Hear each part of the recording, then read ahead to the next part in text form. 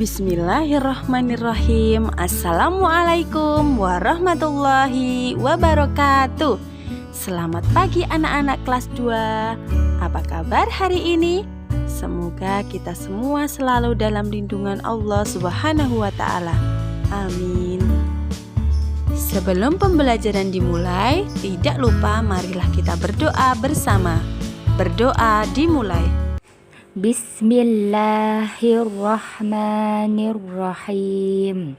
Raditu billahi rabbah wa bil islami dina wa bi muhammadin nabiyya wa rasulah.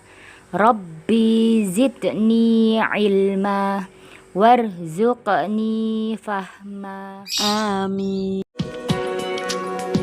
Pembelajaran kita pagi ini sampai pada tema 7 kebersamaan, subtema 4 kebersamaan di tempat wisata, pembelajaran ke-1. Kebersamaan di tempat wisata. Seluruh daerah di Indonesia memiliki tempat wisata. Minggu ini Siti dan teman-teman akan mengenal tempat wisata. Salah satu tempat wisata yang menarik adalah kebun binatang. Di kebun binatang, siswa dapat melihat lebih dekat binatang yang mereka sukai. Coba kalian ingat-ingat, ada tempat wisata apa di sekitar kalian? Pasti ada ya. Sekarang Bu Guru mau bertanya, sudah pernahkah kalian ke kota Surabaya? Nah, sekarang kita akan mengenal asal-usul kota Surabaya. Asal-usul kota Surabaya. Dahulu, di lautan luas sering terjadi perkelahian antara ikan hiu sura dengan buaya. Mereka berkelahi hanya karena berebut mangsa.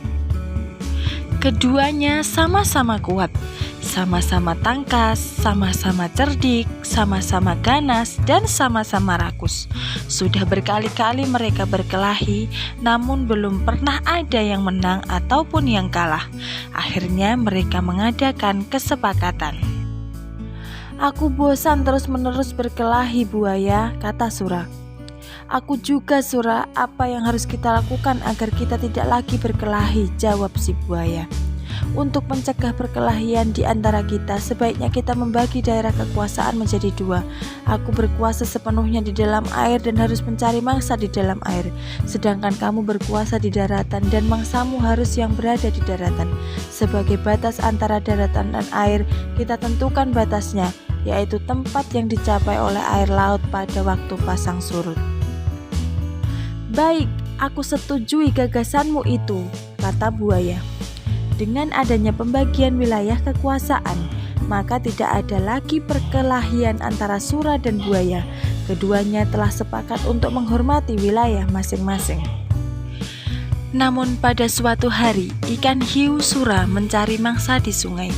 Hal ini dilakukan dengan sembunyi-sembunyi agar buaya tidak mengetahui.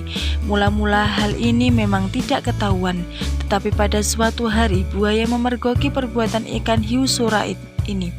Tentu saja buaya sangat marah melihat hiu sura melanggar janjinya. "Hai Sura, mengapa kamu melanggar peraturan yang telah kita sepakati berdua? Mengapa kamu berani memasuki sungai yang merupakan wilayah kekuasaanku?" kata buaya. "Aku melanggar kesepakatan. Bukankah sungai ini berair? Bukankah aku sudah bilang bahwa aku adalah penguasa di air?" kata Sura. "Apa? Sungai itu tempatnya di darat, sedangkan daerah kekuasaanmu ada di laut. Berarti sungai itu adalah daerah kekuasaanku," jawab si buaya. "Tidak bisa. Aku kan tidak pernah bilang kalau di air itu hanya di air laut, tetapi juga di air sungai," kata Sura. "Kau sengaja mencari gara-gara, Sura," jawab buaya. "Tidak, kukira alasanku cukup kuat dan aku memang di pihak yang benar," jawab Sura. "Kau sengaja mengakaliku. Aku tidak sebodoh yang kau kira," kata buaya. "Aku tidak peduli kau bodoh atau pintar. Yang penting air sungai dan air laut adalah kekuasaanku," jawab Sura. Karena tidak ada yang mau mengalah, maka pertempuran sengit antara ikan hiu sura dan buaya terjadi lagi. Pertarungan kali ini semakin seru dan dahsyat. Buaya mendapat gigitan hiu sura di pangkal ekor sebelah kanan. Selanjutnya ekornya itu terpaksa selalu membengkok ke kiri. Sementara ikan sura juga tergigit ekornya hingga sampai putus. Lalu ikan sura kembali ke lautan. Buaya puas setelah dapat mempertahankan daerahnya. Pertarungan antara ikan hiu yang bernama Sura dan buaya ini sangat berkesan di hati masyarakat Surabaya. Oleh karena itu, nama Surabaya selalu dikait-kaitkan dengan peristiwa ini.